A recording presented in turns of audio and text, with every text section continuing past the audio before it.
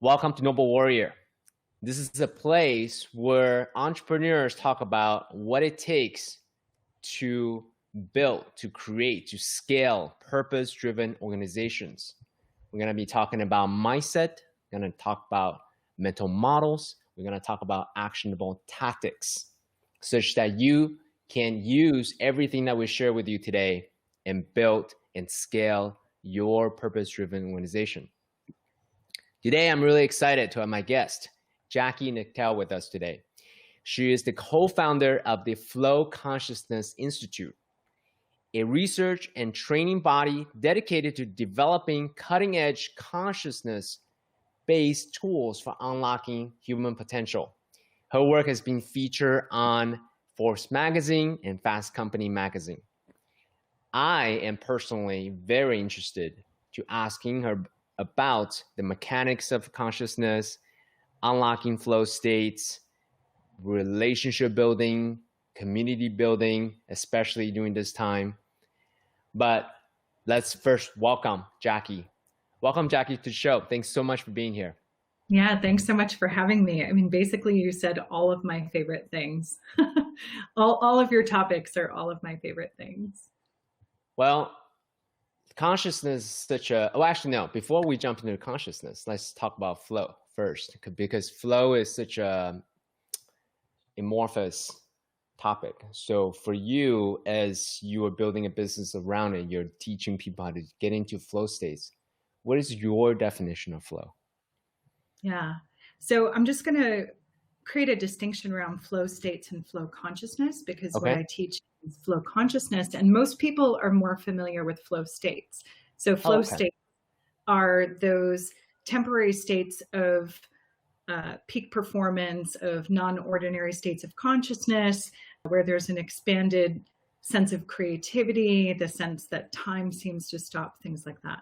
And so there is absolutely overlap between flow states and what we call flow consciousness. But flow consciousness is really, it's a stage of psycho-spiritual development. So you're actually able to live in flow as opposed to having just a temporary experience of it.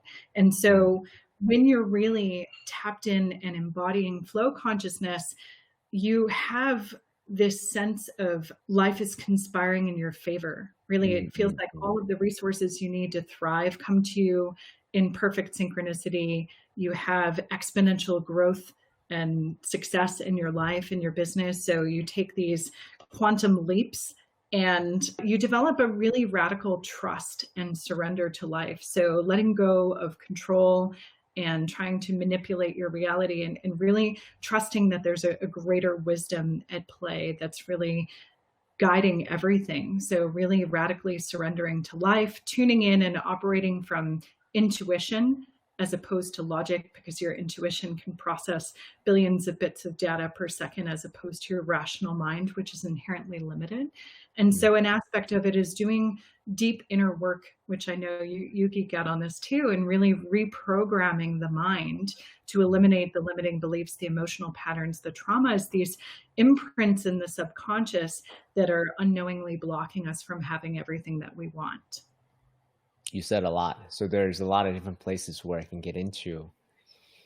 But let me first make a distinction on your distinction. So you're making a difference or a distinction between flow states and flow consciousness. And flow states is a temporary state, it's a snapshot, versus a flow consciousness is more of like a lens of which you look at the world, of your entire human experience. Is that an accurate reflection of what you describe? Yeah, in a sense. I mean, it's living the Tao. It's really being in that Wu Wei, the art of effortless action, the non-doing doing. So really being in that place in alignment with yourself, with your purpose, what you're here to do, really tapping in to the essence of who you are, the true nature of who you are, which is limitless. And so digging through and excavating all of the layers of the ego that have built up over the years and have been imprinted with this illusion, so that you can get to the place of pure potentiality.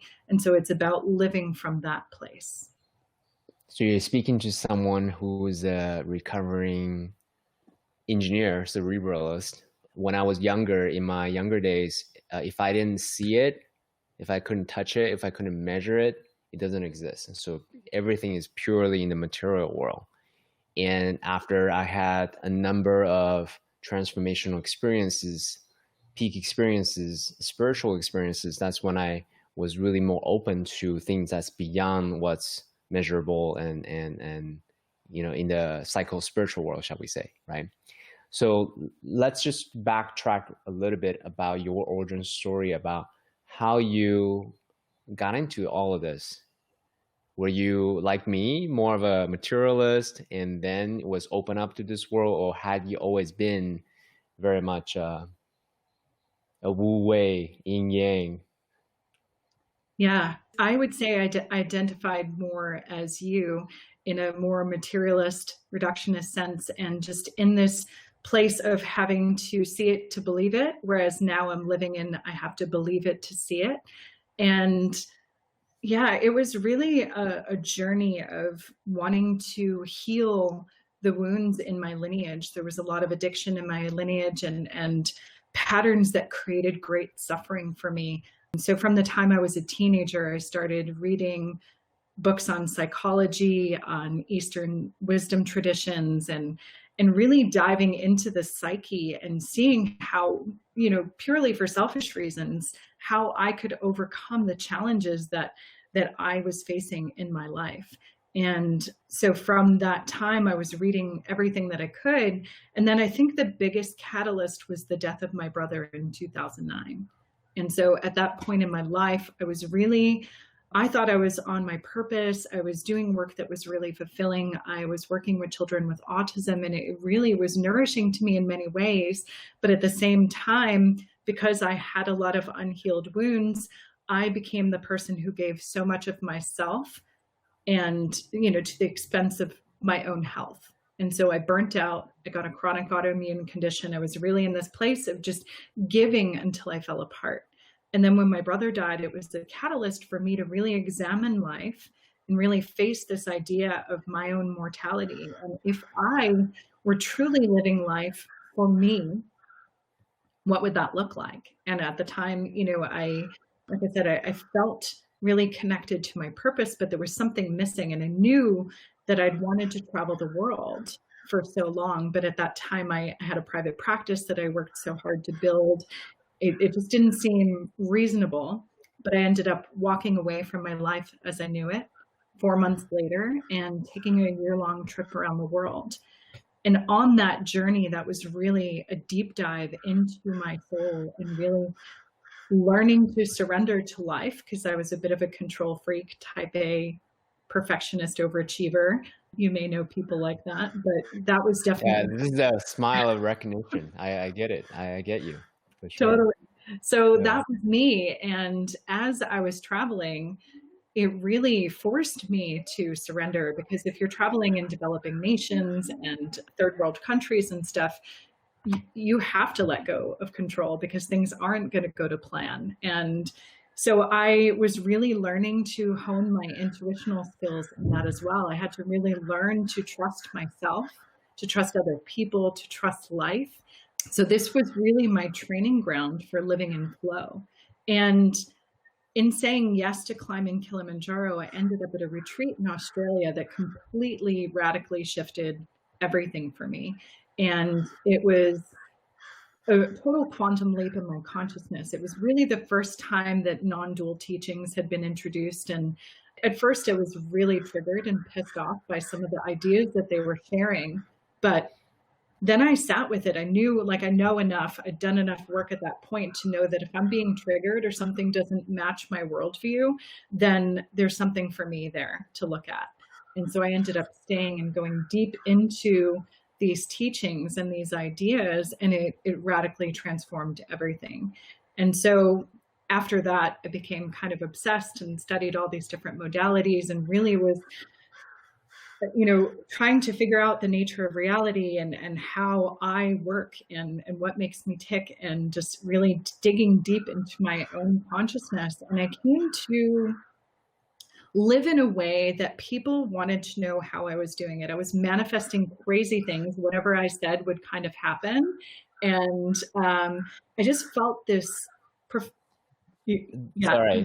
Sorry to interrupt. You were going through a lot of different phases very quickly. Oh, yeah. so, Sorry. so I wanted to dive in deeper in some of the transition points, some of the pivotal moments that you had, because I would assert that this global pandemic in many ways is that inception, that forcing function, the initial stage that you experience when you first had your challenge with the autoimmune disease, when you first learn about your brother's death, right? So people are not necessarily already on the path to climb Mount Kilimanjaro and so forth. So bring us back to those moments, because I would assert that the first pivotal moment was, hey, I'm going through this right now. Should I take a break or should I hustle more? Right? These are the very timely questions that people ask themselves right now, because you hear both sides right now, right? Hey, self-care, number one most important thing. Don't force it. Don't try to hustle your way out. And some people are thinking, no, now is the time to act, to grab market share, to be a leader, right? So these are real decisions that people grapple with. So bring us back to those moments when you first were diagnosed with the autoimmune disease, when you first heard about your brother's death, because that was the moment when you were faced with your own existential crises at the time. Yeah. Great catch. Yeah, thanks for bringing me back to that. I was at a point in my life where I was working 6 days a week, 14 hours a day, and so committed to helping these kids, but I had no breaks for myself. I was eating goldfish crackers for lunch and really not supporting myself in all of that. And I was getting so many signs from life to slow down. And, sometimes you just need to get smacked by the spiritual 2x4 to actually take it in. There were a couple times that I got speeding tickets, and then I was getting these rashes on my body, this autoimmune response to stress and nervous system overwhelm. And, at first I did the Band-Aid approach because I really needed to show up for work. I was committed. So I was taking all kinds of medication to try to be able to get through the day. And then I shifted into really changing my nutrition, and I became mostly raw vegan. And in an attempt, I'm not eating that way anymore, but in an attempt to heal, really not taking the Band-Aid approach and going deep into a holistic approach of how do I nurture and support myself. But really, I didn't get it until my brother died. And I was leaving to go to Mauritius, which is a tiny island off the coast of Madagascar. And I had a 1-week vacation, and I so needed it at that point. I was just so fried. And I was in the airport in South Africa when I got the call about my brother. And I was faced with the toughest decision that I've ever had to make. And it was, do I turn around and fly home 30 hours devastated? I mean, I was on the floor of the airport wailing, and I just couldn't imagine going home. But also I felt so much guilt if I stayed, so I ended up flying to Mauritius, and I figured I'd decide there. And when I got there, I knew that's where I was meant to be. And I knew that there was no accident, that I was on the other side of the planet in a place where everyone knew I was traveling. So they weren't going to call me. They were, I was going to be off the grid in a sense. And in a place where I wouldn't be a caregiver for anyone else, that I really had the time to be with myself and to grieve. But I had to make this choice that was the most difficult decision ever, as they held up my brother's funeral for me until I came back. And so there was a part of me that felt so selfish in that. And there was another part of me that was like, wow, I actually get to have space to grieve. And I had a therapist at the time that I could call whenever I needed. I had a friend there for support. And it was everything that I needed for myself. And maybe for the first time ever, I chose myself first. And that was huge, because I spent my entire life putting everyone else's needs before my own. So that was a really pivotal moment. And when I got back, and like I said, 4 months later, I decided to leave the country and to leave my career, this profession that I loved and was so good at, in order to do this thing that my soul knew that I needed, even though it didn't make sense. Everyone's like, why would you do that? Leave a perfectly good career, all the shoulds, So it's really identifying what's driving that. Is it, are we doing things because we think we have to, we think we should, society tells us we need to? There's all of these other drivers for our behavior. But if we're really tuning into what we actually know to be true and what we want to be doing, it's a very different experience. So I'm going to ask you to concretize that even more. So someone who's listening to this right now, maybe a business owner, maybe his events business gone for the moment, right? He now needs to pivot, or he needs to reinvent himself altogether, right? So different schools of thought, right? One school of thought is the most selfless thing you could do is to be selfish. Take care of yourself first. That's one school of thought. Another school of thought is, don't be a selfish person, right? Help others because you can, right? That's responsibility. Here's the response. What, given your ability, how will you respond, right? Given the circumstances, different schools of thought. So are there any kind of questions or felt sensations that you can help these people in this fork row right now to make that decision? Take care of myself or take care of my family or my business in sacrificing my own well-being.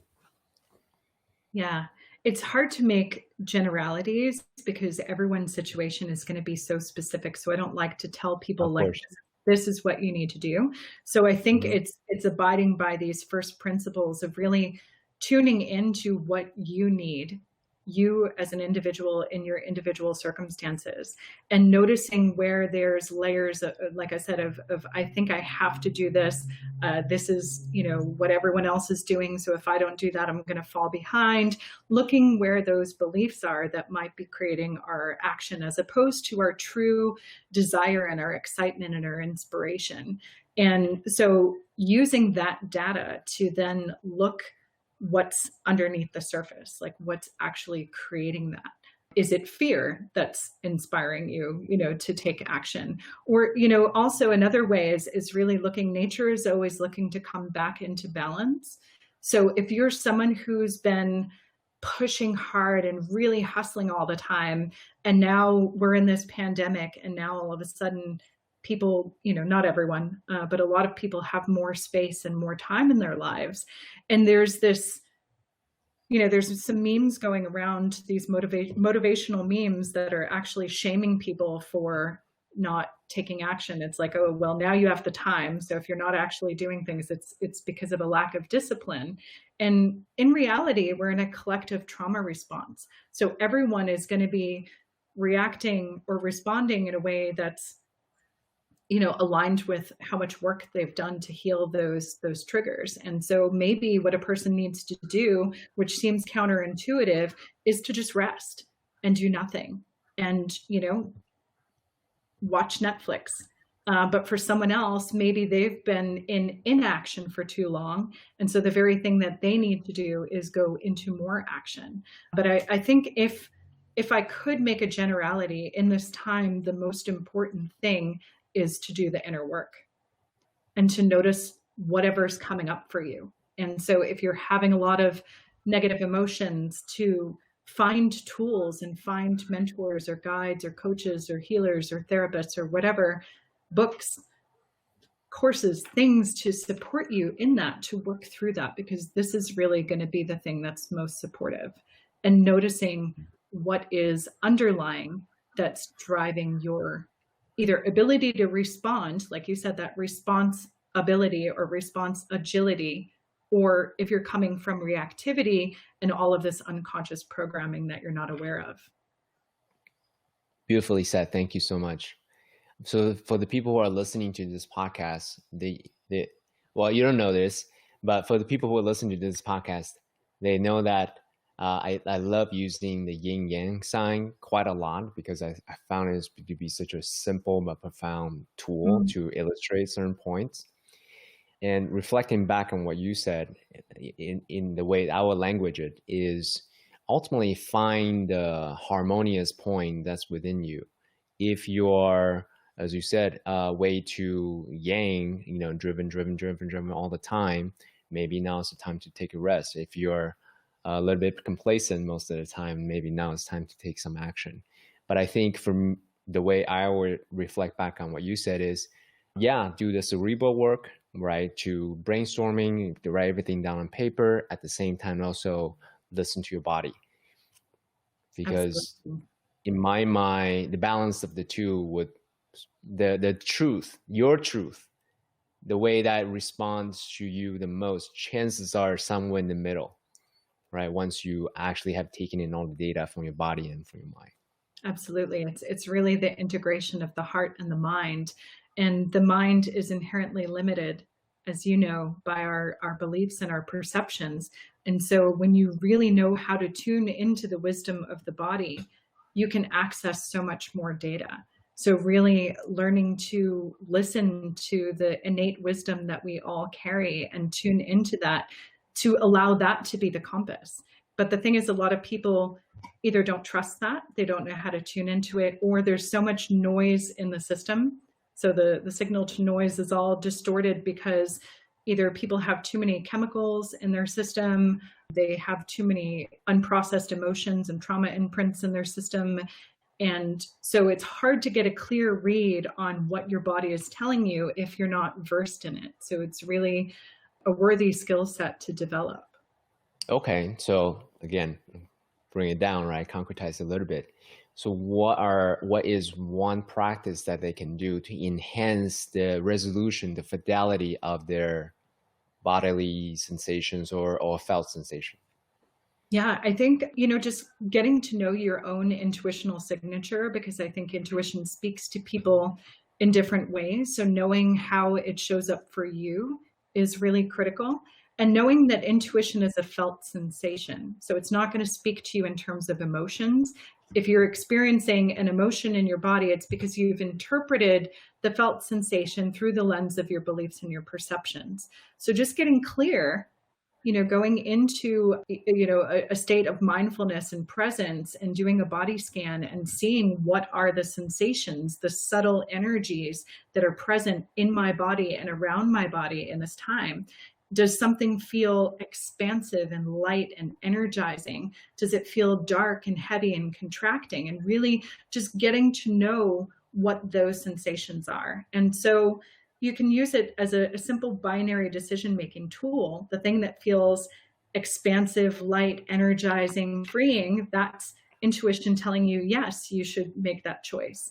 And if something feels heavy and contracting, restrictive, dark, that's your intuition telling you that's not the choice that's going to lead you into the path of most flow.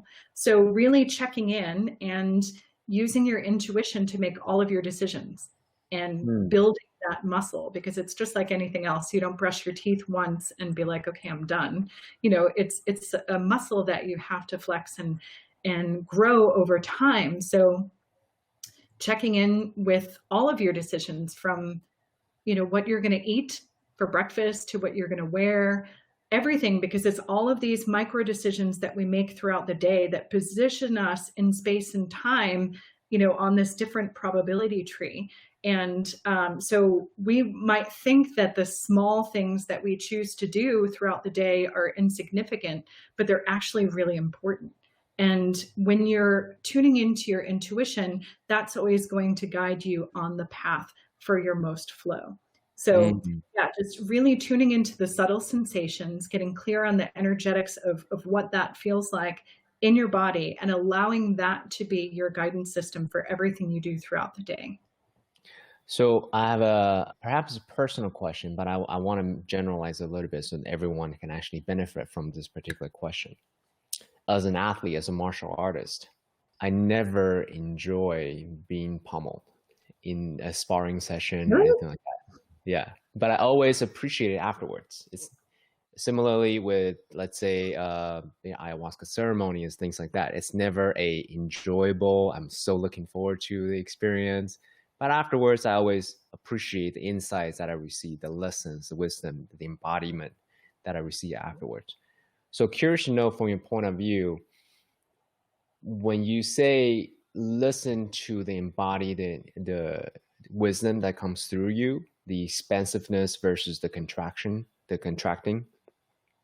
voice that's within you, how do I reconcile the leaning into discomfort versus just surrender to the highest flow, the most beautiful, the most expansive thoughts and activities? So help me reconcile that a little bit. Yeah, beautiful. I'm a former martial artist myself. I did 8 years of Okinawan Shorin-ryu. So I don't know that I ever enjoyed being pummeled even after, but I see what you're saying. And yeah, it's as you start to lean into intuition as your primary guidance system, and it's going to bring you quickly to the edges of your comfort zone. You're going to see where you're habitually making choices that are based on fears or what's keeping you safe and keeping you small. So as you put this into practice, it's definitely going to bring you to those edges. And that's where the work really is. So yes, it might become clear. Your guidance might say, yes, here's the path, but it may not make sense because intuition is nonlinear. So it's able to read information from the quantum field and might tell you to do something that seems so irrational. So being able to trust that and make that decision anyway is definitely a practice. But also, it's going to show you all of the places where you're still operating from limitation, lack, scarcity, fear, all of these conditioned responses, and take you to the edge of your comfort zone. But as you shared, it's these experiences like plant medicines or doing these different sports and things that may not be the easiest thing. They might push us to our limits, but that's where the most massive growth often is. So the willingness to lean into the discomfort, to sit with, it's like doing pigeon pose in yoga. It's so painful. At least for me, my hips are so tight and I hate it. I hate it for like every minute that it goes on, especially in a yin class where it seems like an eternity that you're holding one pose. But then there's that moment of release and everything relaxes. The more you breathe into it, the more you're willing to just go into acceptance and be fully in the discomfort. That ironically is when it surrenders and releases and gives you so much more access to freedom and joy and ease on the other side of that. But yeah, there's that period of tension where you're going into the discomfort and really stretching yourself. So I just want to underline the point you just made a little bit. So if you look at mind, body, heart, and spirit, right, there are different, it's all happening at the same time. So it's really difficult to just clearly distinguish, it's just the body, it's just the mind, it's just the heart, it's just the spirit, right? But we try our best to compartmentalize a little bit so we can at least talk about it and distinguish it. So what you're describing here, using your language, expansiveness versus contracting, is not necessarily like a felt physical sensation. And in martial arts, let's use that example, it's physically uncomfortable, very, very uncomfortable, painful perhaps for some. But on the spiritual level, emotional levels, expansive and contracting, can we use those ways as a way to more of a delineate the distinction we're making here? I'm not sure I entirely understand your question. Sure. So when you earlier talked about expansive versus contracting, and then versus, let's say, a sparring experience or a plant ceremony experience, you are not talking about, hey, in this moment physically you're going to be expansive, right? It's perhaps more of a journey, in afterwards. Let's see if I can ask the question a little bit better. This is real time. We're doing this live. It's great. Yeah. I'm also hearing that, I mean, there's an energetic in the expansion and contraction, and neither one is better than the other. We tend to think, expansion is the positive or the good, and contraction is the negative. But, they're both ends of the same spectrum, and they're both essential, going back to that yin and yang, that they're both, opposite sides of the same spectrum of energy. And so a contraction doesn't necessarily mean it's a bad thing. It just means this is moving you away from whatever that choice is that you're making, because your intuition is picking up on something that you can't necessarily know in that moment. It's reading data from past, present, future that you don't know why. It's just telling you like, oh, okay, that's a no. It's telling me to move away from this. So for example, a woman in one of my workshops, she stood up and she was talking about her intuition. And one day it was telling her not to get on a flight. And she'd invested several $100s to get on this plane, and she had somewhere to be. And it didn't make sense that, her gut, her body was telling her like, do not get on this plane. And so she honored it, being someone who's been well-versed in listening to her intuition. She didn't get on the flight. And that was one of the planes that crashed into the World Trade Center on 9/11. So her intuition is so powerful.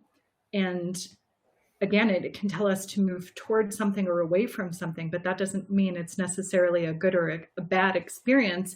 It's just able to read more information. I don't know if that was what you were. Yeah, no, I think when you use the word energetic versus what I was referring to as more of a physical, we're talking about two different domains. It's essentially what I was trying to illustrate here. So it's beautifully illustrated. Thank you. So as a recovering cerebralist, let me push on you a little bit, because I do hear, and part of my mind is saying, well, what about confirmation bias, right? And my spiritual side is saying, well, whatever beliefs empowers you individually, that's your truth, which is fine. So how would you respond to someone who is thinking, or at least retorting back, well, what about confirmation bias? Yeah, I mean, confirmation bias is definitely a thing, and we're all filtering these billions of bits of data per second according to what we already believe and to match our existing worldview. So I say, why not use it to your benefit? Why not use it to choose a belief that's empowering you and giving you agency, as opposed to one that's going to be limiting you? So it doesn't matter if it's true, because what is true anyway? Both realities exist, and you can find evidence for either. So why not choose the one that's going to be the most beneficial for you? No, it's a beautiful response. I was asking more of a leading question, because I totally believe in you. I'm a believer in the placebo effect, right? So let's say I don't know if you know this study. Even if I tell you this is sugar pill and you still take it, it is still will have a positive impact on you, because somewhere in your mind is thinking, wow, this is good for me. This is really, really fascinating. Totally. And the nocebo effect as well, so here, especially relevant for right now, if we're not careful what we're consuming in terms of the media, there's so much information coming into our system about this pandemic and the state of the world and everything that is directly influencing our physical response to this reality. And so I'm so passionate about really being diligent about fasting with the media and really seeing what you're taking in, because there's studies where doctors have told patients that they have 3 months to live and that they're going to die of cancer, and then the autopsy shows there was no cancer. So our brain-body connection is so strong, and if we're going into fear because we're consuming all of this stuff that may or may not be true, who knows what's the truth out there right now? but it's infiltrating our system, activating this amygdala response and creating this flight, freeze, and, giving us this adrenaline cortisol release. And actually that's what's lowering our immunity and making us more susceptible to being sick. So really knowing the power of the placebo and the nocebo, you get to choose. You always get to choose. Everything is your choice how to respond and the lens and perception that you get to view life. So I'm always for, choosing the one that's the most empowering. So what's your personal media consumption habit, discipline, rituals? Yeah, I mean, I've definitely spun myself out a couple times across this pandemic, just going into conspiracy theories and just really wanting to understand and be able to choose my own truth so I know how to navigate. And then I realized that, a lot of this conspiracy stuff is like a higher order victim consciousness and made me feel very disempowered and inability to take action and to feel my best. So I really stopped taking in a lot of this stuff, but I also am always engaging in a practice of how can I come from my center and take on all of the perspectives and not hold anything to be true, because I really don't know anything. How can I sit in the mystery and the wonder and the paradox? Yeah. Right. And yeah, so I obviously have what I believe to be true, but then also sitting in the not knowing. And how can I listen to all of these different perspectives and check my own confirmation bias and see like, oh, okay, is there something here for me to learn? Is there information here that could be valuable? Or even if it's just to understand other people's perspectives and where they're coming from. So, some days I'm in I really want to hear all of these different sides to choose my own truth. And other days I'm like, just turn it all off, and read a book and go outside and do the things that are most nourishing to my soul, to be in nature and know that beyond my direct sphere of influence of what I can control in my own life, which is pretty much nothing, I'm going to do the things that I know are going to support me. Like I have a great supplement regime. I exercise. What are they? And let's geek a little bit out about the biohacking part. What are your supplements?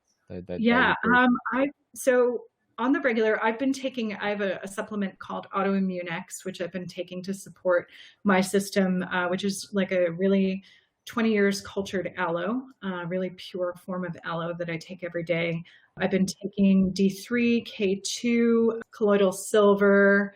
I have a special virus blend. I'm taking a fulvic acid, humic acid, high doses of vitamin C. There's probably more, but that's, kind of the basics on the daily. Oh, and magnesium, zinc. Yeah, getting sunlight every day, accessing nature is super important. So I'm doing all of the things that I could do to the best of my ability to support my health in this time, and taking whatever precautions I feel are reasonable, and doing the mindset work to really stay empowered and grounded, so that way I stand the best chance for whatever's coming at my system. And beyond that, like, I don't need to know what's happening in Sweden necessarily, and death counts and all of that. It doesn't affect my life in this moment. So just noticing where there's that desire to know everything that's going on, and switching that off.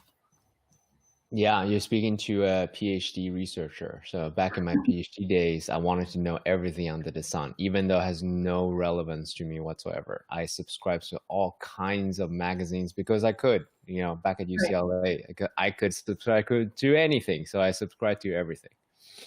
And I realized very much to your point, worrying about things that's outside my sphere of influence, to me, and it's useful information someday, but I'm probably going to forget them anyway. But really concretize and then have a very solid ritual discipline around my sphere of influence, my exercise, my sleep, my nutrition, my relationships. These are like directly impacting me before I even worry about some other things. So a lot of people question my judgment about not consuming the news. And in my mind, the way I interpret this is, well, if it's important enough, someone will tell me, one. And two, I do read it, but I only read it enough. And if I feel very grounded with the amount of new information that I have in order to make a probabilistic outcome type of decisions, then that's sufficient. I don't need to take any more information in, because any more, it would just be very similar to eating chocolate, right? The first bite's awesome. By bite, I don't know, 25. It's already diminishing return, and then by some point it's negative return for me personally. So yeah, and I mean, again, it's hard to know what's real right now. There's so much disinformation, misinformation, fake news, and just, you know, things that are being manipulated in the media that it's hard to know. And so I feel like that just adds to so much confusion, and personally takes me off my center. So I'd rather just not get into that at all. And like you said, know what I need to know in order to be safe and optimize my health and well-being. And beyond that, really being discerning in what I take in.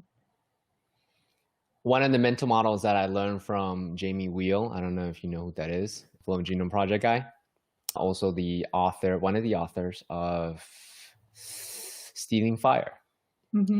He is kind of a, shall we say, conspiracy. He's a pessimist. He's kind of a cynic from my point of view, you know, not the truth, but my point of view, my opinion.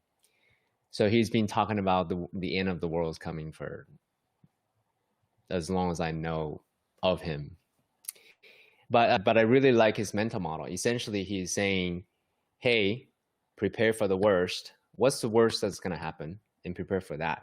And he's saying, hey, you need to have these emergency kits, this and that, and the other thing, should the worst happen. But if it doesn't happen, you have gear for Burning Man. I was like, oh, okay. that's a good point. Yeah, I'm going to need those things anyway. And so he looks at it from a more of a probabilistic outcome. You know, even though the probability is really, really low, if it happens, I have something. If this probability, and then I can prepare accordingly. So just wanted to share that. Yeah, no, I love that. The audience. I definitely feel like burners are way more prepared for this pandemic than anyone else. I know I took out my masks and everything, and just had it all already in storage. So, and yes, I feel like there's absolutely benefit to being prepared and resilient. And you know, but I think there's a continuum. You know, there's the people who are preparing their underground bunker and not trusting anyone or anything, and just, you know, going really off the deep end in a sense. And there's, you know, or overconsumption and hoarding and that kind of thing. And then there's people who just have enough that they need. You know, they've got their finances in order, they've got their food and everything they need. So that way, that keeps them more grounded and centered. So there's that saying, trust in God or Allah, but tie up your camels. So it's really having, you know, again, it's the paradox, and being able to hold both perspectives, knowing, you know, that this is a really powerful potential initiation collectively for us to change our behaviors and examine the fractures in our broken system and make some important changes. And, you know, just really being grounded and prepared for whatever can happen, because that can never hurt. Thank you.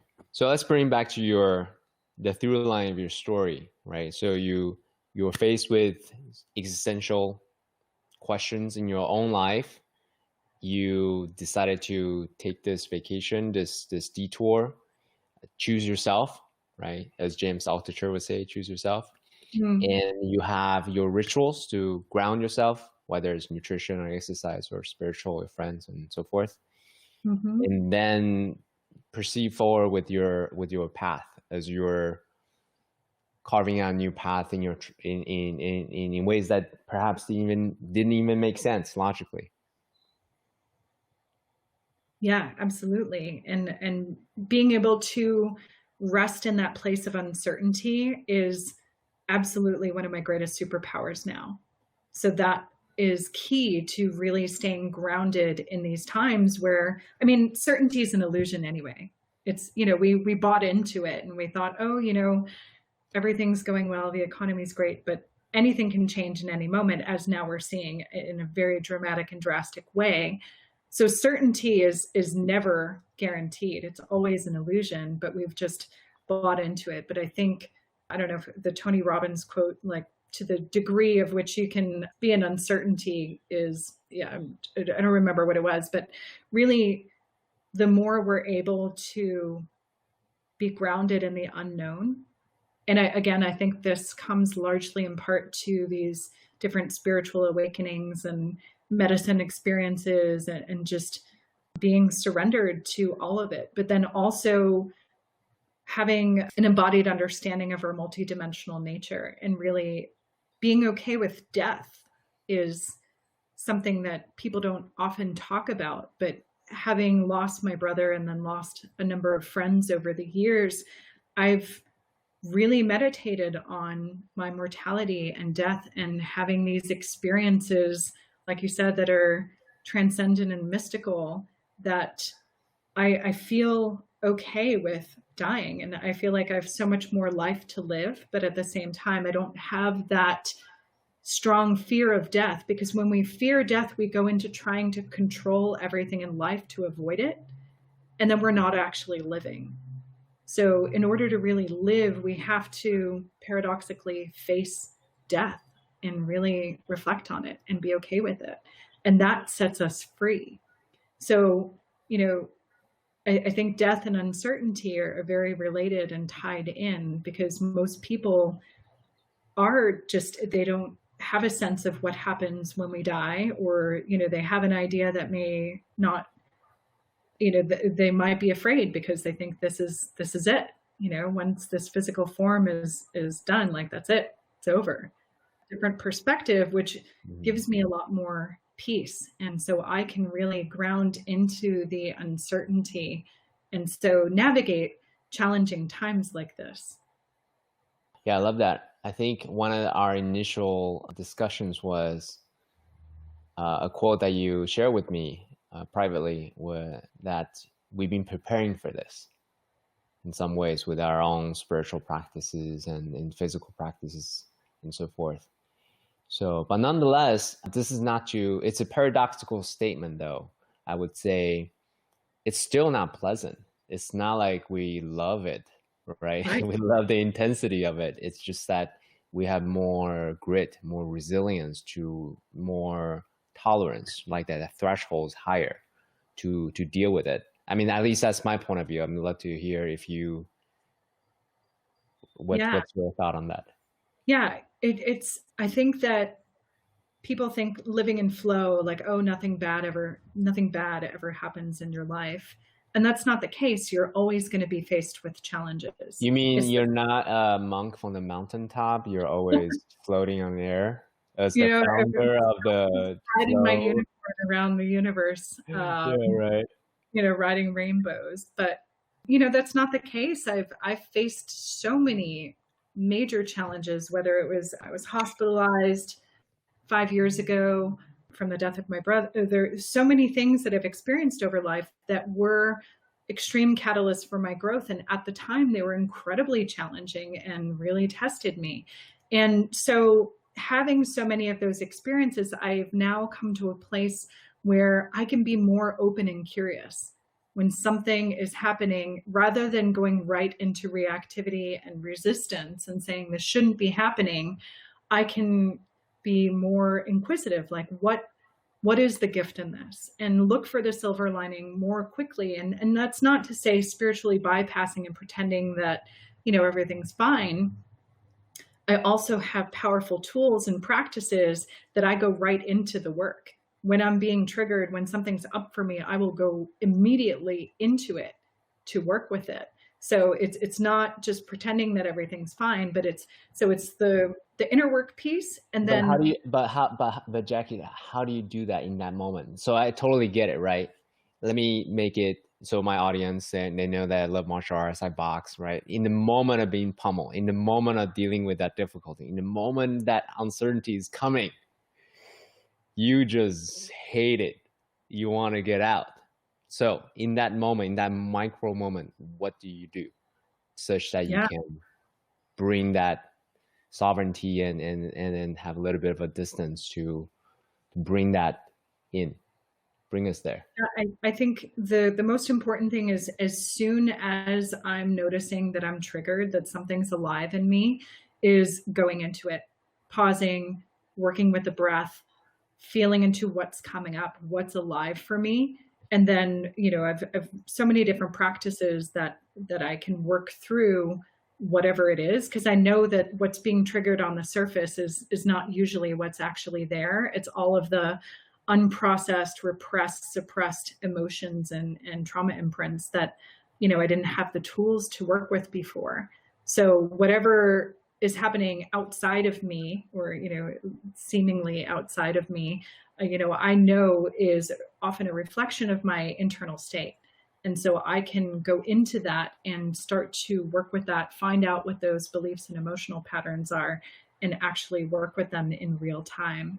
So, it's hard to say, again, like what everyone can do, but the more we can build in that pause and go within when something is coming up for us. And, like I said, as an opportunity to be curious when we're triggered, rather than like, oh shit, I don't want to be feeling this. I don't want this to be happening. Something's wrong. It's like, oh, here's an opportunity to excavate something that wants to be released, that's going to bring me into more joy, more bliss, more freedom, more love, more expansion.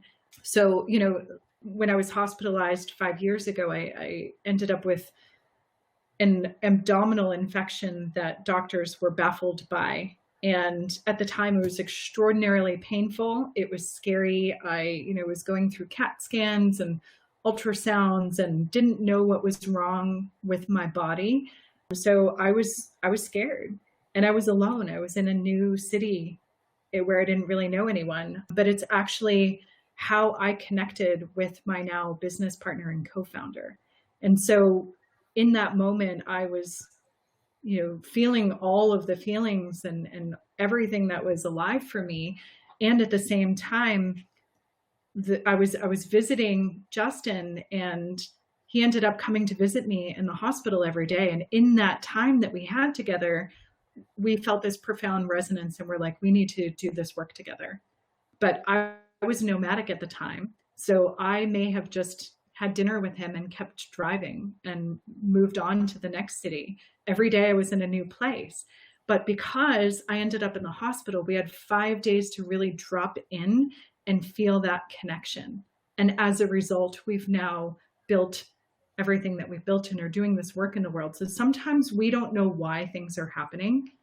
On the surface, it may look like everything's falling apart, like now, but hindsight is always 20/20. It's easier to see looking back and connecting the dots. But if we can stay in the possibility and the opportunity and look for, how could this be happening for me rather than to me? How could this be a gift?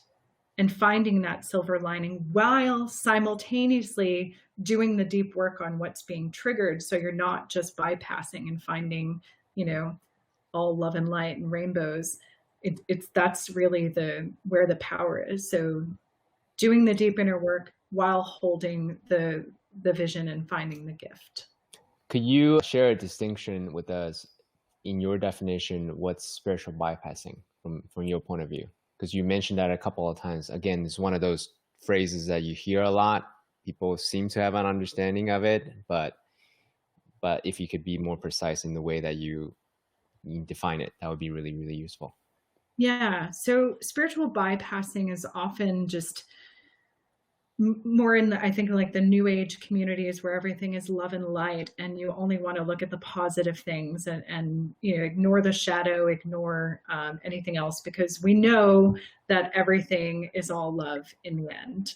So it's, you know, while that is true on some level, it's also not actually connecting to the human that we are, you know. So like it's in a higher dimension of conscious awareness, but it's bypassing the very human, real aspects of ourselves that are full of shadow, full of trauma imprints, and acting from an unconscious place. So if you're only in that and you're only finding, you know, the love and light in things, it's often not willing to look at what's actually happening on the ground in the world. And so it can come off as really tone deaf and inconsiderate, because, you know, like in a pandemic, we are in a very real crisis situation. And yes, people are dying, people are struggling, people are facing incredible economic challenges. So to say like, oh, everything's perfect, you know, there's a disconnect there.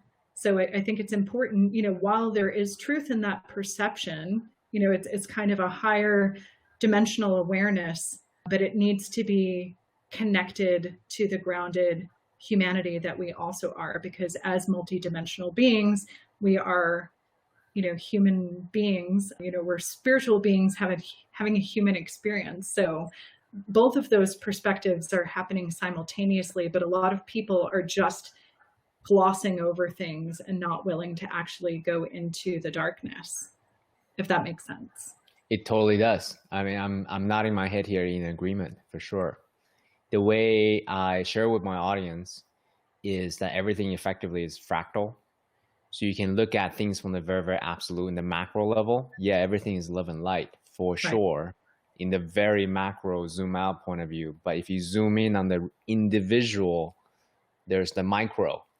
And this person is dealing with someone's death. This person is dealing with economic hardship. And in this microcosm, perhaps if you zoom out and you lengthen the time, this could be the biggest blessing in disguise for sure. Right. But in this moment, it's incredibly painful. And to say that everything is love and light, it's incredibly tone deaf, insensitive, and bring back my younger days. I would come from a cerebral, you know, yeah, you're good, man. Don't worry about it. It's going to be a blessing in disguise. But hopefully with more training now, I can bring it to the more empathetic state.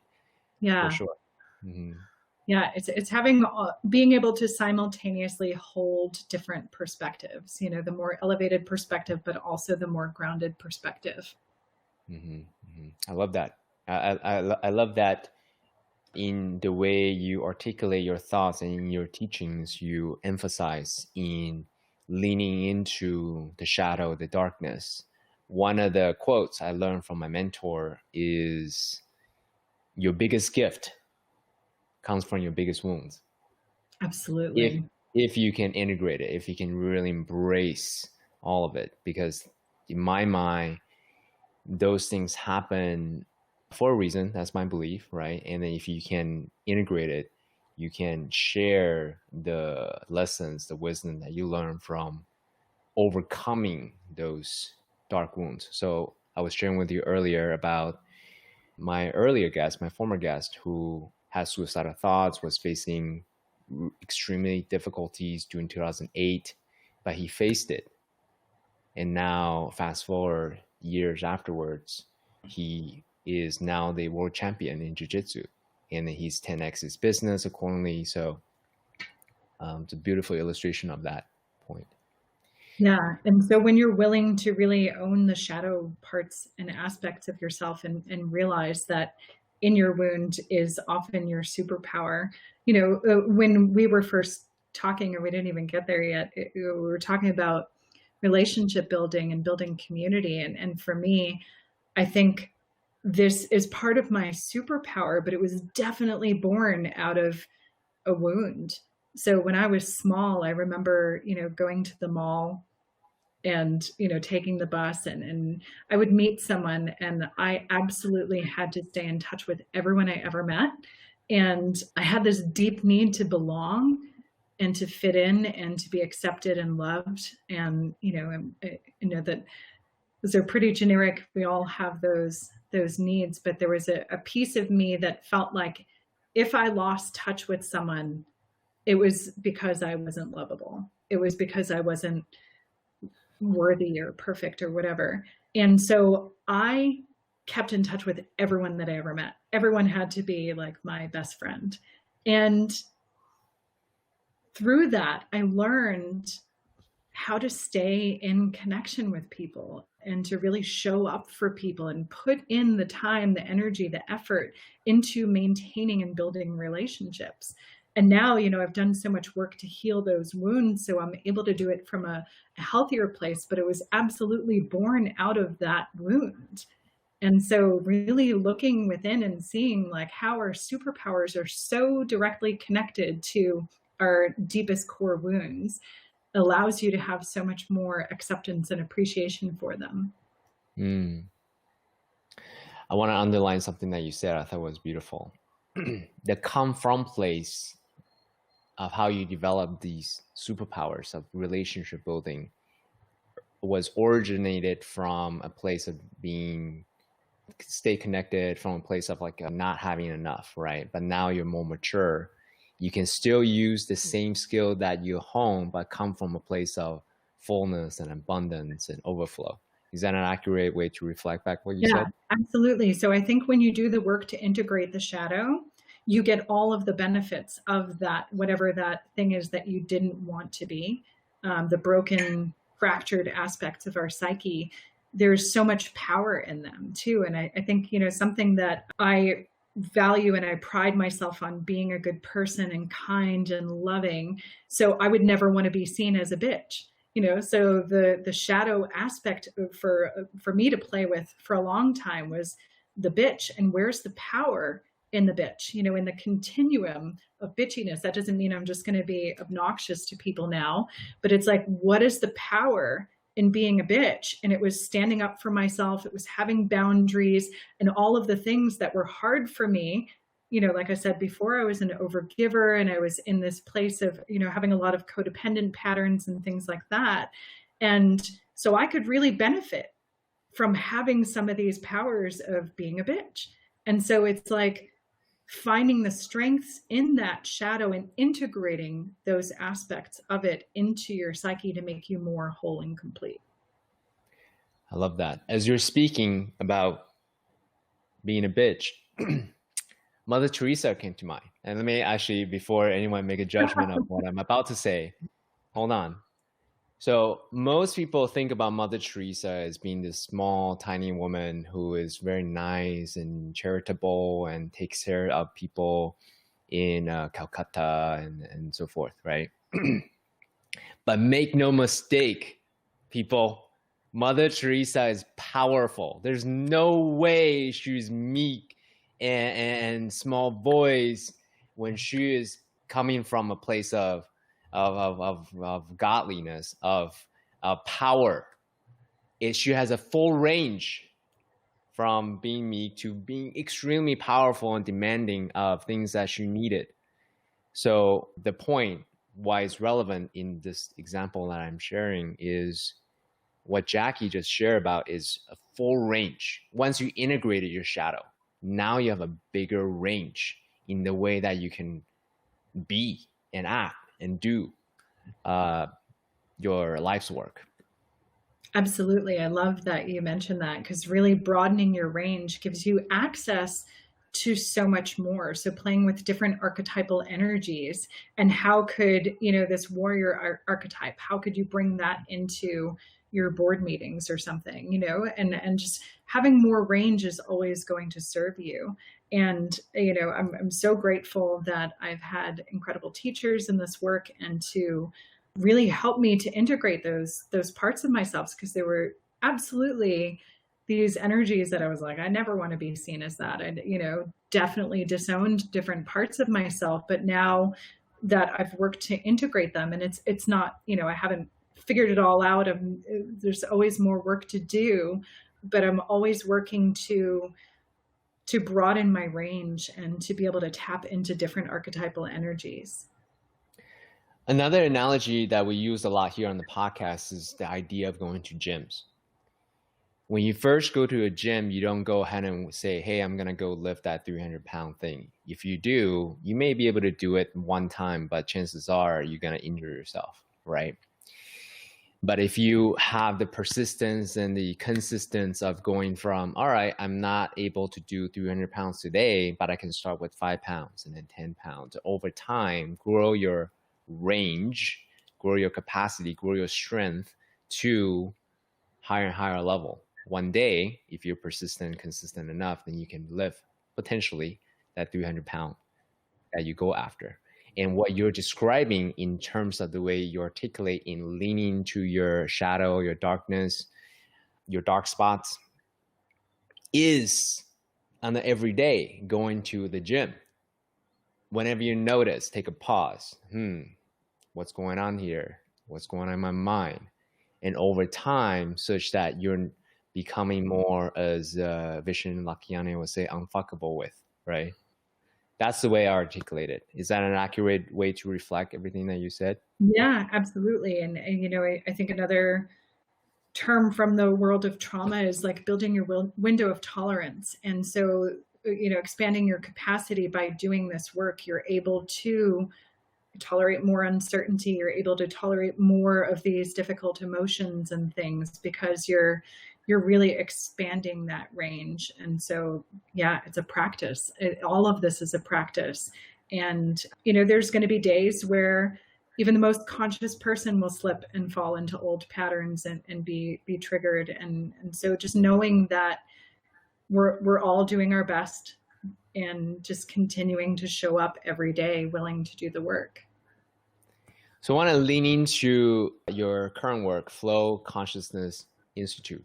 All right. So in this time of difficulty and adversity and challenges where there's an actual pandemic happening, we're being furloughed, we're social isolation, businesses, the financial markets, all of it is, you know, come down quite a lot, right? So we're effectively, figuratively being pummeled in the middle of that sparring session. Okay. So how do you teach people to cultivate their flow consciousness at this time? Because one may say, Jackie, that sounds awesome in theory. I'm in the middle of a shit show right now. Don't talk to me about flow consciousness. What would you say to that? Yeah, I absolutely get it. And, you know, we've had messages from our students at this time saying that the tools that we teach are exactly what's helping them to thrive in these times. So really, again, we talked about this as first principles and being able to apply these universally to any challenge in your life, because beyond this pandemic, there's going to be other things. We're always going to be, you know, and there's some people who aren't really affected by this at all, but they're being challenged by something else in life that has nothing to do. It's not necessarily pandemic related.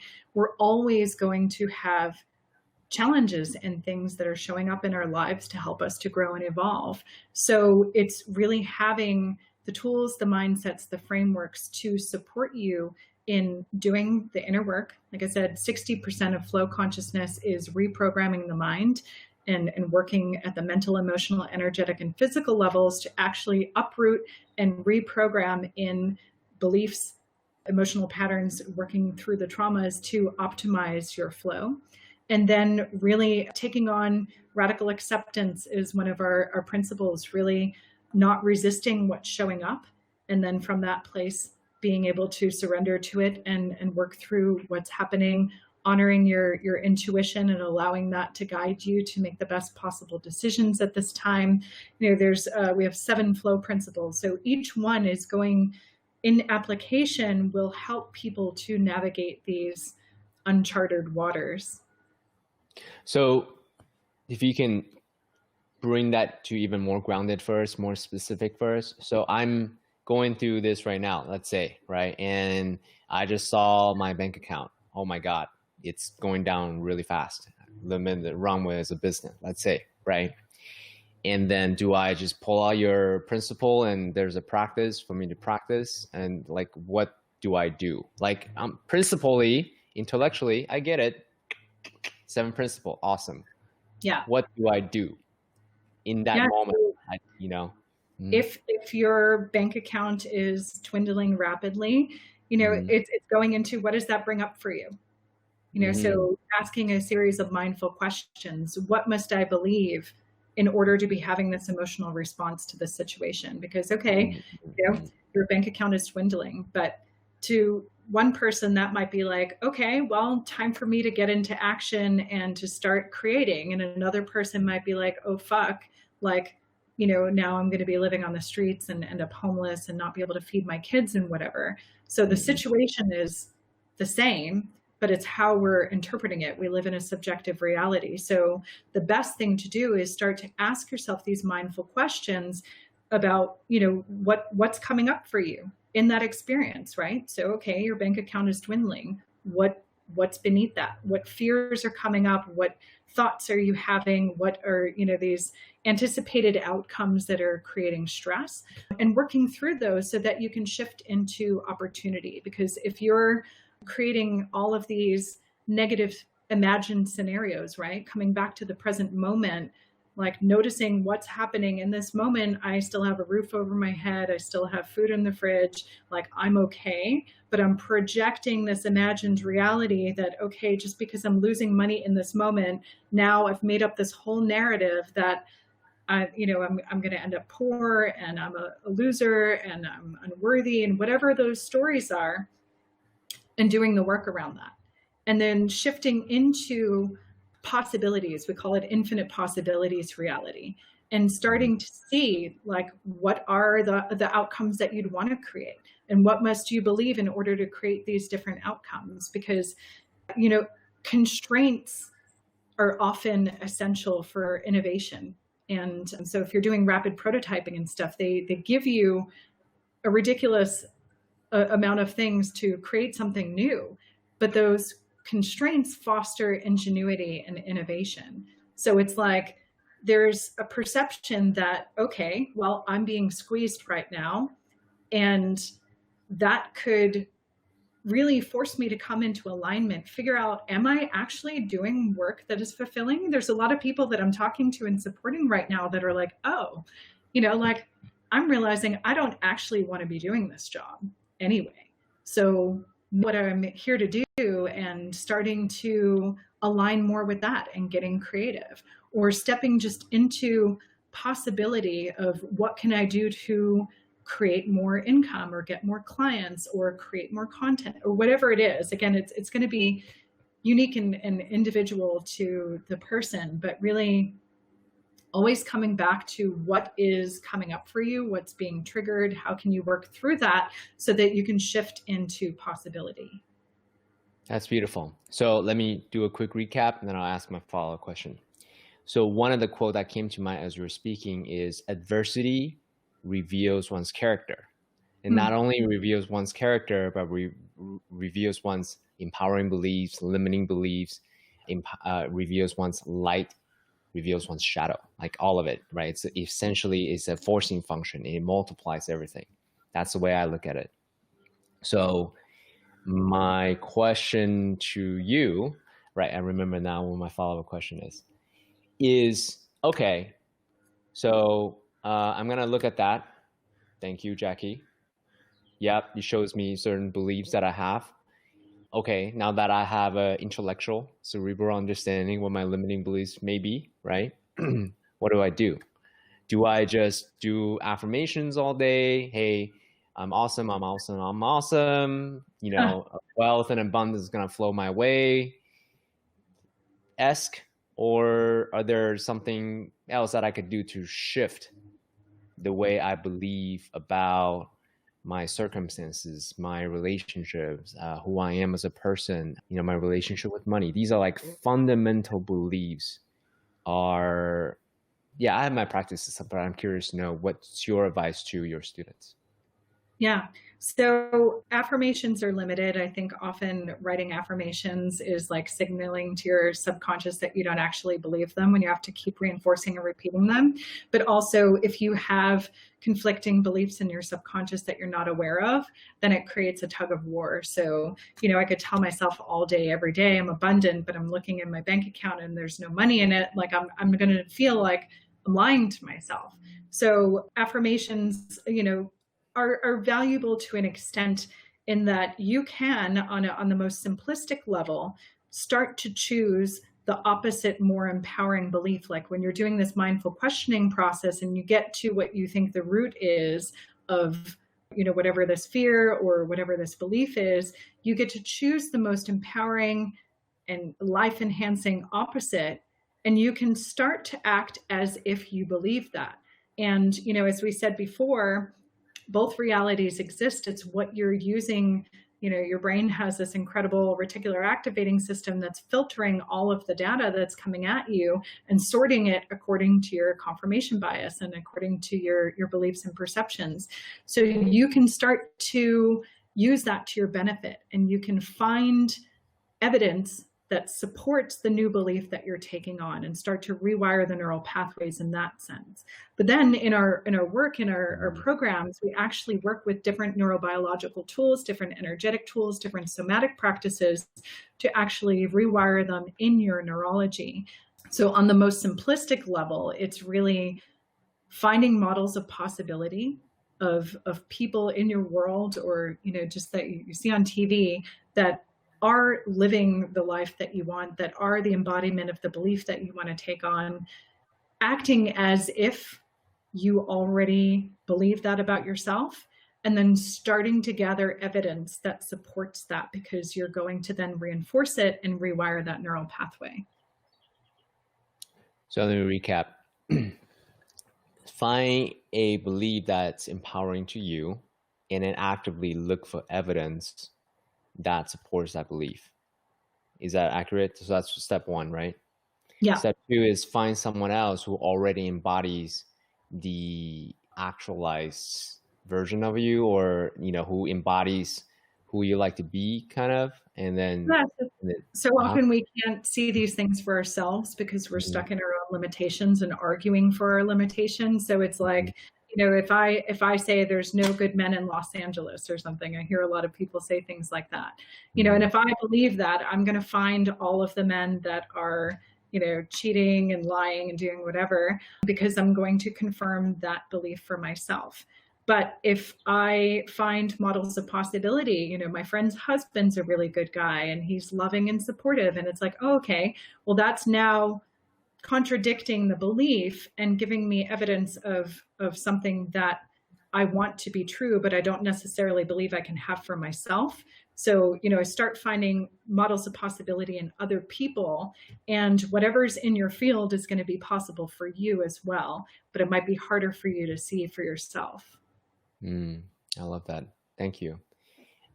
One of the reasons why I'm such an advocate for psychedelics, specifically magic mushrooms and ayahuasca, is, to me, it serves many different functions from my point of view. I think this is obviously personal, so I'm not advocating it for others, just sharing my personal experience here. It forces a different perspective on us, and at the same time gives us a very visceral, emotional experience. And so it's true in that moment, right? But then afterwards, obviously, I'm smart enough to know that that's not, quote unquote, my reality, or it's only subjective reality for that moment. But then after that experience, I can then re-examine, reevaluate. Does it empower me to hold on to this belief that I've had, for many, many years, or does it not serve me for a long time? So I use it personally as a accelerant, as a catalyst, as a multiplier to my personal transformational experience. Yeah, absolutely. I think there's incredible power in plant teachers that get you out of the ego and the limited mind and help you to see a more transcendent perspective often it can be harder for people because then it's like moved the ceiling of possibility for them, to something that feels even more unattainable. So I think integration is so important, and really having a strong, solid foundation of inner work going in, and also having integration beyond, because otherwise, it can be a very fragmenting experience for people who see, let's say, the true nature of reality and experience themselves in their truest nature as God, as infinite, and yet they go right back into their lives and it's like, oh my God, well, how do I get there? It feels even further away. I see. So if you look at the flow chart of flow, what is it? Tip of my tongue. Anyways, if it's too overwhelming, if the stress is too much, it's totally outside of your capabilities, extremely overwhelming. But if the stress is totally within your capability, it's very boring. So they call it the flow zone is just 4% outside of your capability. Is it similar to what you're describing here? For the people that are experiencing this, it's like way out of their realm of possibility. It may seem, what's the word I'm looking for? Overwhelming or hopeless, that I'll never get there, so don't even try. Like that? Is that what I mean?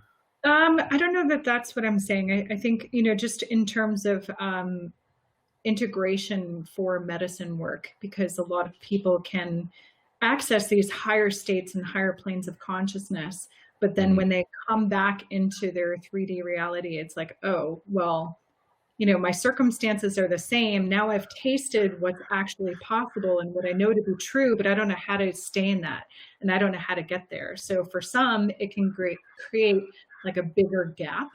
So I feel like, so much of medicine work will be more supported with a foundation of inner work and really powerful integration practices as well. Because in terms of the 4%,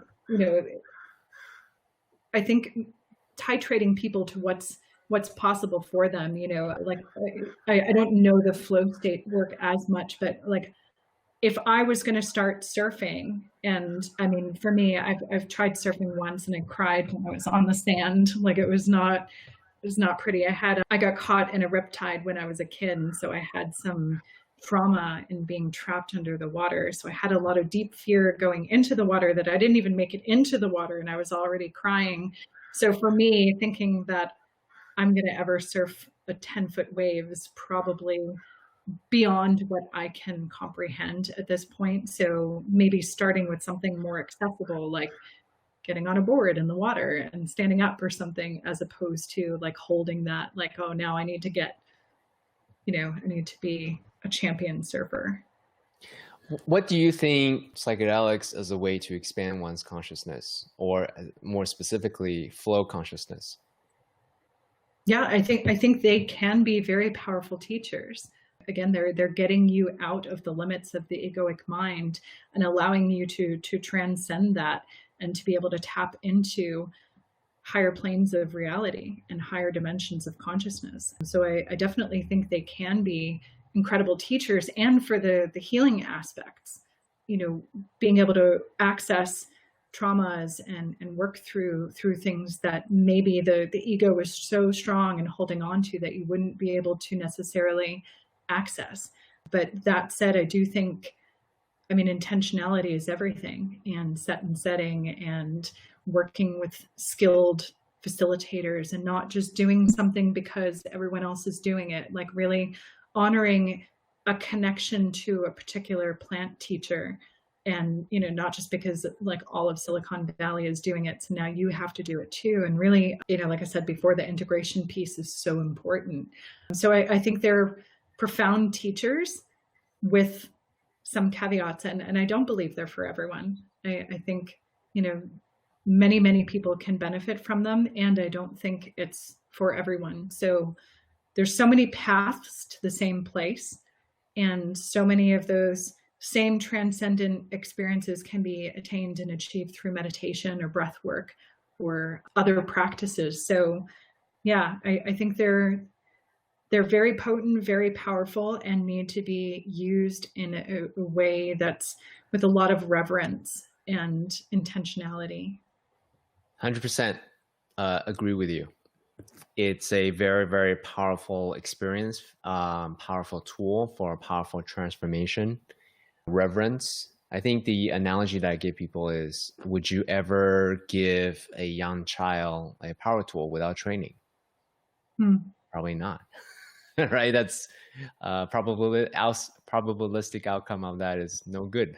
So, Yeah, so similarly, like set and setting, training, lineage, yeah, the emotional support, who you go with, your surrounding. I mean, everything for sure. So, but I do want to say, one thing I'm so curious about you is your reputation as a super connector.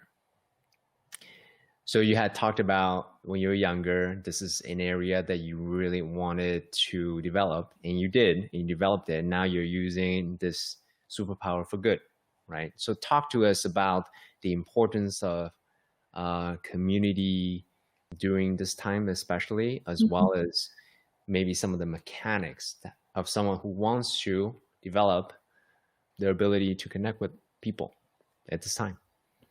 Yeah, beautiful. Thank you. It's something that I never really appreciated or didn't think was a superpower or a skill set, or thought it was just obvious to everyone else. No, It's like it's not. I promise you it's not. we all have such profound gifts, but it's like you can't see it when it's so close to you. And so being able to step back and have reflections from people like, wow, that's an incredible thing. I wish I could do that. I'm like, wait, can't? Yeah. And at this time, I think more than ever, we're being shown how much community and connection is essential for us to thrive. And, that being in this isolation, if we don't have a support network, if we don't have a community of like-minded people around us, it can be so much more difficult to get through these times. And that's why we're seeing suicide, depression, anxiety, all of that. So for me, community is everything. And yeah, if I had to break down the connector, so I have a bit of an engineer's mind, which again, I didn't really realize actually until I had an EEG. I had a brain scan where the doctor actually told me that I had an engineer's mind. And I was like, wait, like that doesn't even make sense. Numbers and math are not at all my thing. But it's the pattern recognition ability that I have, that I'm able to see connections that I can make for people, that has become a superpower. And so there's a willingness and a desire for me, like it brings me the most joy to be able to introduce someone and change their lives with just an email. But I think over time, as I've developed this skill, it's really, I put in so much energy and love and care into nurturing and building relationships. And I think the most simple thing to do is to show up in service and always asking in all of your interactions, when you have the bandwidth for it. This is not, again, noticing the tendency to come as an overgiver. So having healthy boundaries around it, but asking people, how can I support you? What do you need in this moment? Is there anything, I can do for you? And showing up from that place of connecting from the heart in authenticity and vulnerability. But then, yeah, my default is to remember, because I'm constantly listening to people and listening for what they need. That's the frame that I have a lot of my conversations. It's like, I'm listening for who they are in the world, what they do in the world, what their interests are, what their hobbies are, paying attention to the subtle energetics. As an empath, I can feel people. And so when I connect people, it's on multiple dimensions. It's like, okay, who is this person? What are they doing in the world? What do they need? And then who would they resonate with? Really finding that extra layer of like, okay, these two people might be in the same industry, but they would not connect. They would not get along, like tuning into like who would actually enjoy knowing each other. But yeah, asking like how you can support someone, what they need, and then going the extra step to actually follow through. A lot of people just don't even follow through, or they'll meet people at events and conferences and things. And there's an energy of networking, and like networking is such a gross word. And to me, it implies transactional nature of connection. And it's really about building relationships. Like, who is this human being in front of you? And I love how you said, I'm curious about this about you. So it's leading with that curiosity. What is it that you want to know about this person? And yeah, seeing how you can serve them and support them. And then for me, just making introductions is so easy now, because I'm listening for what the other person needs. And then I catalog it in my brain. I'm not actually sure how I'm able to maintain this level of information. Wait a minute. You don't, hold on. So before I dive in there, well, I'm just surprised that you don't use like a software to help you. Oh, I'm so tech phobic. So I have a limiting belief that I what? You joking me? No. But I do want to again underline some of the things you said. Okay, so everything I heard. Okay, so what you said is coming from a place of I have enough self-care. I'm taken care of, right? Not from a place of trying to compensate for my own lack of, right, in service of others. And then from a place of abundance, overflow. And then be curious about whoever you meet. Who is this human being? What is he or she saying to you, communicating to you that this person stands for? And what is it that could really support them? And then actually ask the question of, how can I support you? And just treat this human being as a human being rather than a transaction, rather than quote unquote networking, as you said, a gross word. And from that space, what else did you say? Right. And then you said to make a connection, to make an introduction is one of the most fulfilling, maybe not exactly the word I use, but it's one of the most rewarding things that you do for people. Is that an accurate recap? Yeah, of what you said? Yeah, that was impressive. Yeah. And again, it's coming from a place of leading with service and how can I give rather than how can I get? And I guess the mistakes that I see often, I get so many messages in my inbox from people that I have zero relationship with, that are asking for something or trying to sell me something, or, there's no attempt to build a relationship, get to know someone. It's all very transactional, and it feels really gross and even violating a lot of the time. So you did say something about the energetic resonance. That's an important thing. When it's not just the surface, it's not just the same industry, it's not just, qualifications on paper. This person should meet with this person because their resume kind of match. But rather, as you said, it's the energetic resonance. Yeah. So the way my brain works, again, it's this pattern recognition thing where I'll meet someone at an event and they'll be like, oh, I'm a cannabis investor or something. And it's like, okay, automatically my mind starts going, who do I know in that space? And I don't know how I'm able to do this, because I have movie amnesia. There's like books and movies and things that I see that are immediately ejected from my brain, but I have an insane memory for people. I can tell you like what someone was wearing, the time and place that I met them, and it bugs them out sometimes. So it's like I'll automatically go into who else do I know, make some associations in my brain with like people that are in a resonant industry. And then, I'll try to remember like who else might have something that could hold a key for them and support them in making their mission a reality, or expanding their company, or bring them more business or whatever. And then double opt-in intros, I think are super important, and really just valuing people's time and asking first if this person wants to be connected, because maybe they don't have time, maybe they don't have interest. So really getting permission on both sides for the connection to happen, to make sure they actually want to connect and get to know each other. And then following up. I mean, that's, I think, the thing that I see most people drop the ball. They'll go to an amazing event and get a bunch of contacts and business cards and stuff, and then just not reach out again. So I think essentially just wanting to know who the person is first and foremost, and then seeing if there's a way that you can support them. And you don't have to, you're not going to be able to help everyone, but just expanding your listening to find out What are these associations you can make? What are the patterns, the dots that you can connect? And then seeing how you can offer value. So I've now got this unbelievable network in all of these crazy, amazing communities as a result of this skill, and seeing how I can add value and offer someone something before I ever ask for anything. And, it's such an easy thing for me. That's why it's hard for me to see, because it's so second nature to me, because I've, like I said, born out of this wound. I've spent my life deeply listening to people and seeing how I could serve them. But for other people who maybe it isn't second nature, I think it's something that you can absolutely train yourself to start listening for and then taking action on. So let me bring a couple of points in. So one thing that people don't do, or at least the beginner networkers or the connectors don't do, is, hey, I think you should meet so and so. Let me just make the introduction. And all of a sudden, I'm left with someone's good intention, but also another thing I got to deal with, because I don't necessarily need to establish new relationship per se at this time. I'm busy enough as it is. I don't need yet another thing.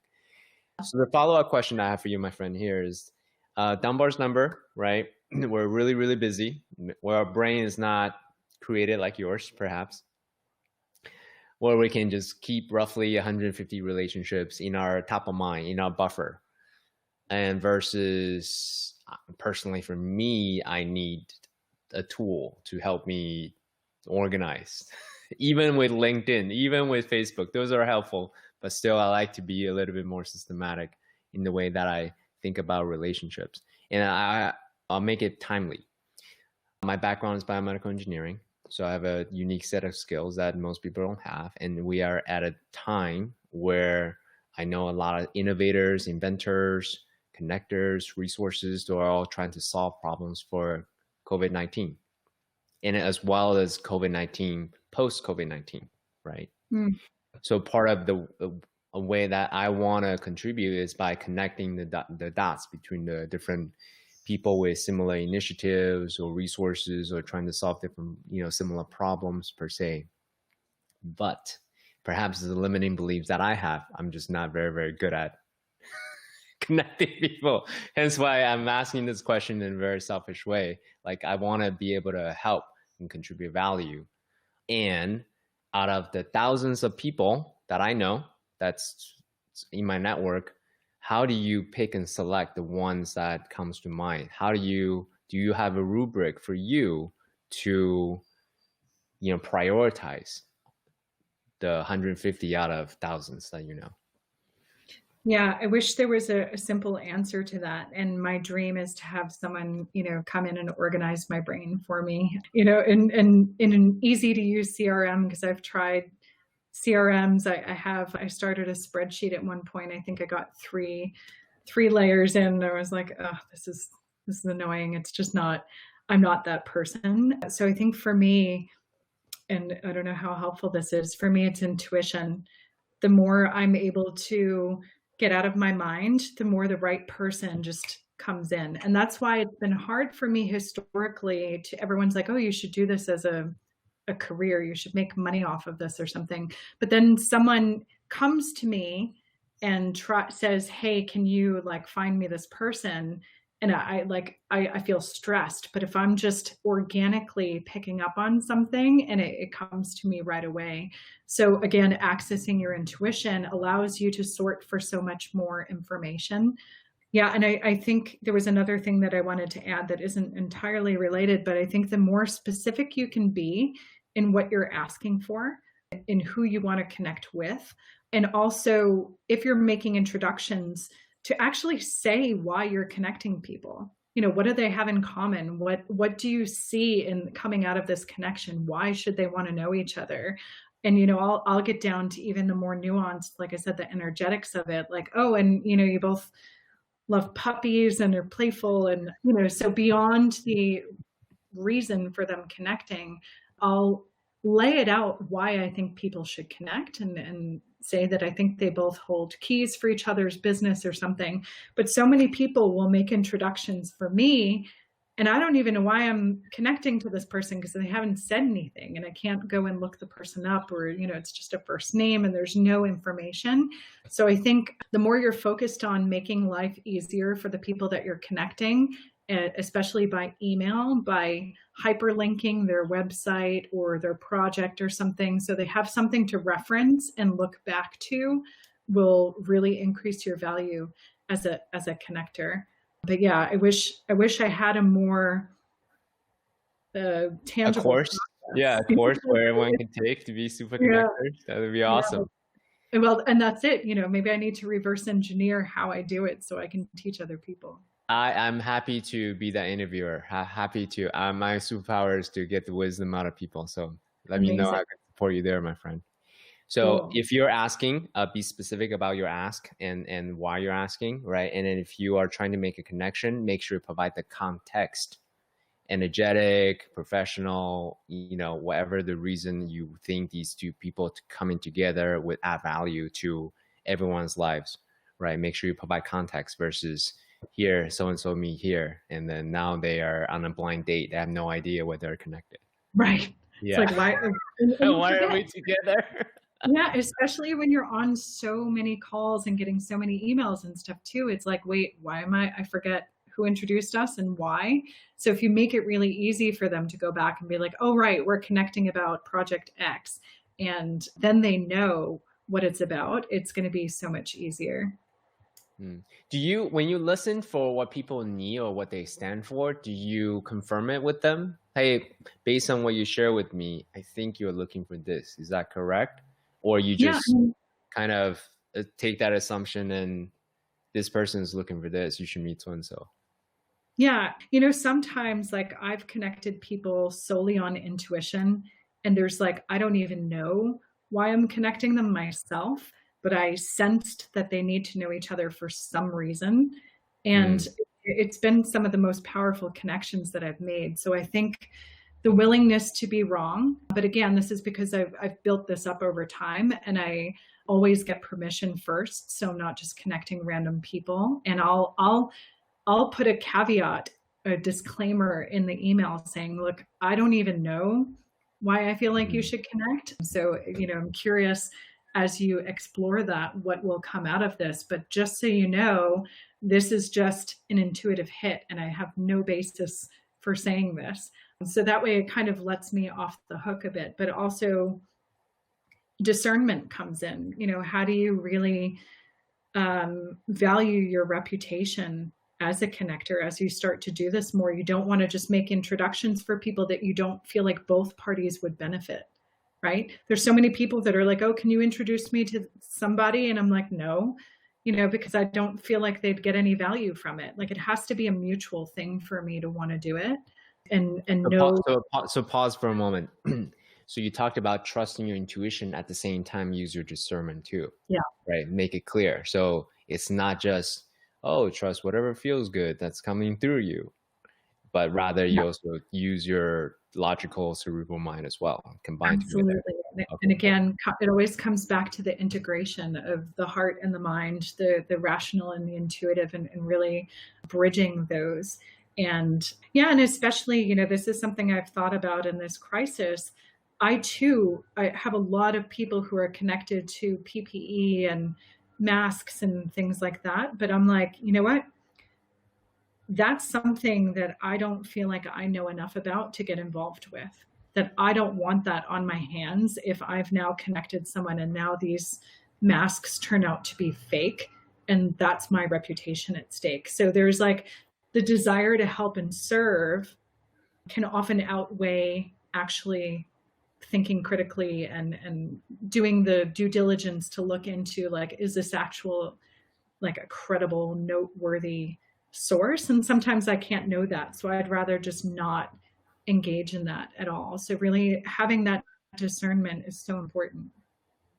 So I'm glad you brought that up, because at a time right now where a lot of reinventions of businesses, careers, or individuals are all happening at the same time, right? Relationships, right? Parents, and all of it happening at the same time. So how could you see someone connecting or building a community could be a hack, accelerated, a catalyzed way to create a new identity, a new entity, a new relationship, a new way of being.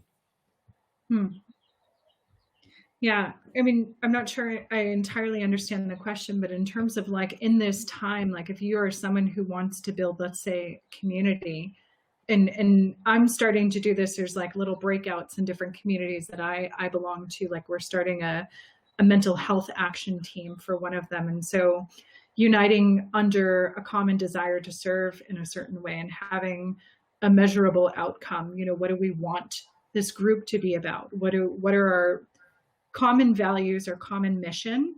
What is the objective of this group?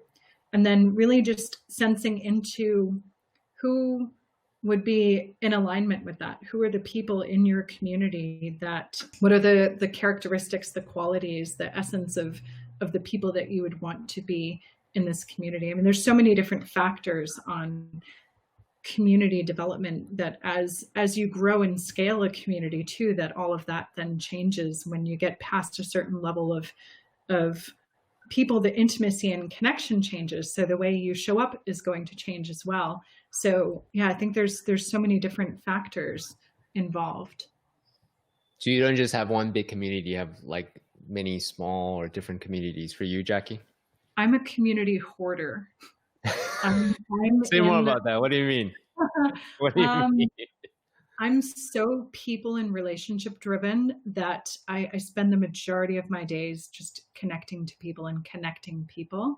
And I belong to so many different entrepreneur communities and spiritual communities. And so I'm noticing, like when I was younger too, I had the sense that I belonged to everyone and I belonged to no one at the same time. So I was never really, even in high school, I was like penetrating all these different groups and same, I traveled to over 70 countries and I can adapt and fit into pretty much any situation, any culture, any scenario and feel comfortable.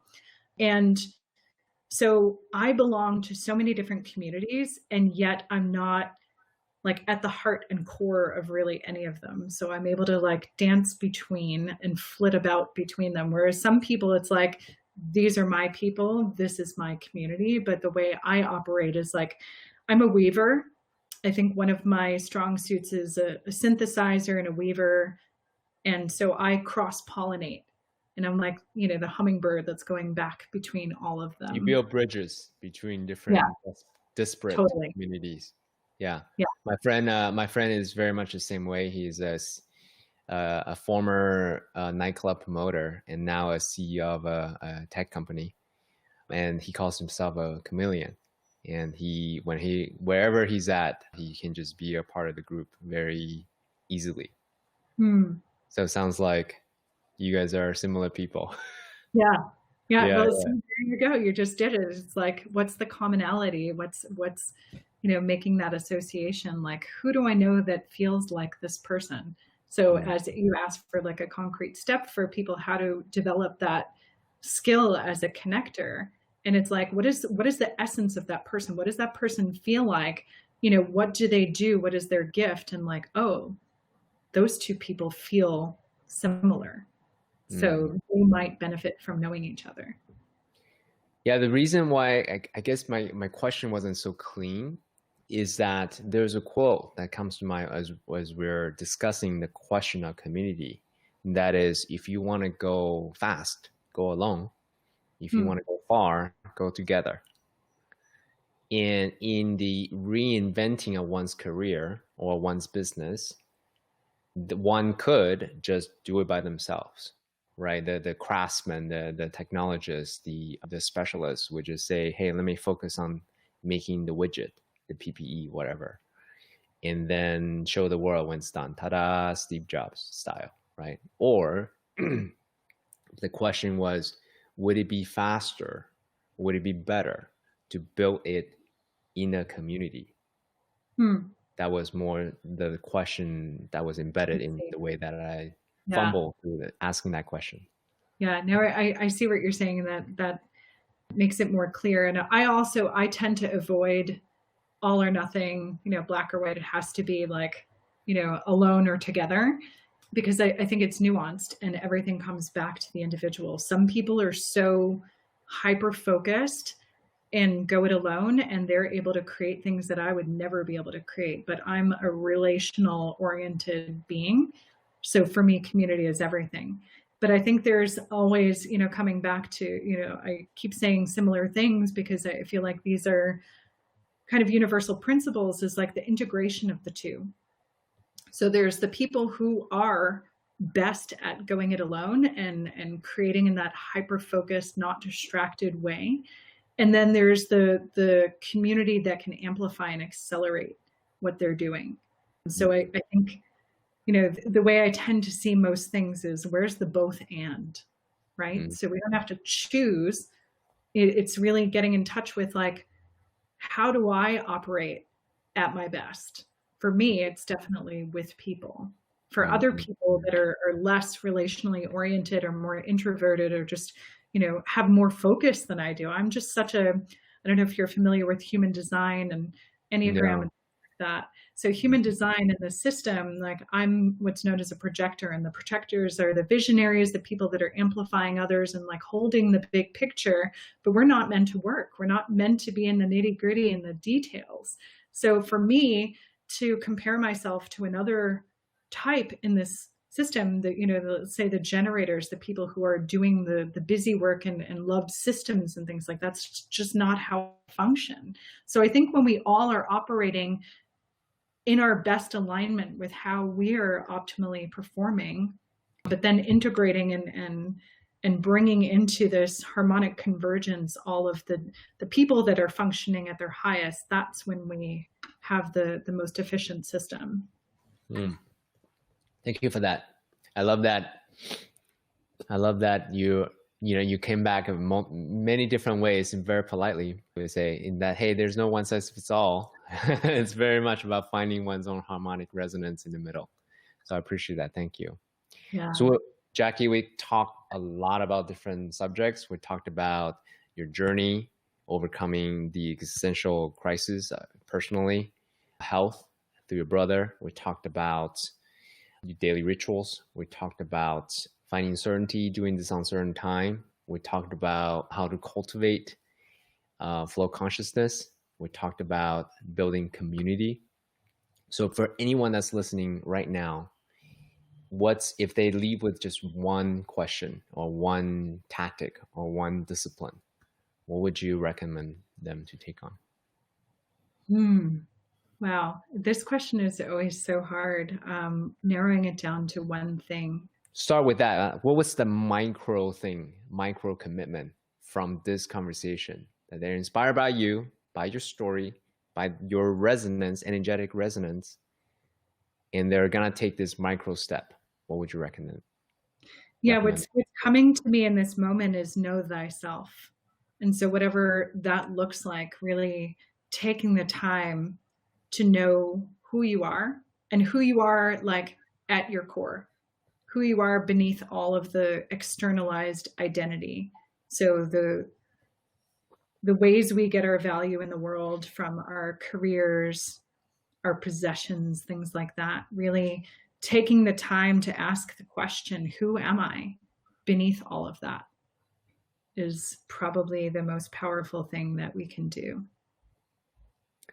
Beautiful, my friend. People who are inspired by you, by your story, by your practice, by your energetics, where should we send them to? Yeah, feel free to connect on any of the social media, at Jackie Knechtel on Instagram. I'm on Facebook, LinkedIn. There's so many different ways. flowconsciousnessinstitute.com is kind of the home for all of these different teachings and trainings and research. So yeah, I would love to hear any insights, takeaways, shares, or just connect. Thank you, Jackie, so much for being here and being so generous with your with your story, with your openness, with your willingness to dance with me in this conversation. Yeah, it's been so appreciative of you sharing your wisdom with us. Thank you. Yeah, thank you so much. This was so fun. I love, we meandered into all of these different places, and it was really beautiful. Thank you, my friend.